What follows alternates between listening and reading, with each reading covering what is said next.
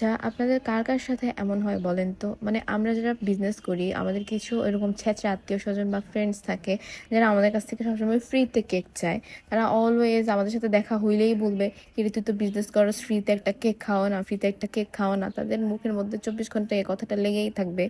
আপনার সাথে যখনই দেখা হবে সে আপনাকে খোঁচা মারবে ফ্রিতে কেক খাওয়ানোর জন্য। তো এখানে বিষয়টা শুধুমাত্র ফ্রিতে কেক খাওয়ানো নয়, একটা কেক বানাতে গেলে টানা ১-২ ঘন্টা দাঁড়িয়ে কাজ করা লাগে, তো অনেক বেশি টাইম লস হয়। প্লাস কেক বানাতে টুকটাক কিছু খরচও আছে, যেটা সবাই অ্যাকচুয়ালি বুঝে না। আর প্রতি কথায় তো একটা লাইন বলবেই, "তুই তো কেক বিক্রি করে অনেক বড়লোক হয়ে গেছস।" আসলে ভাই এরকম কিছুই না। একটা কেক বিক্রি করে আমাদের প্রফিট আর কতই থাকে। এই জিনিসটা আমরা সবাইকে বোঝাতে পারি না। তো বাই দ্য ওয়ে, আমার এরকম কোনো আত্মীয়স্বজন নেই যারা হচ্ছে গিয়ে আমার কাছ থেকে ফ্রিতে কেক চায়। আমার কাছে খুবই ভালো লাগে। আমার ফ্যামিলির কিছু সদস্য আছে যারা আমার থেকে কেক কিনে নেয়।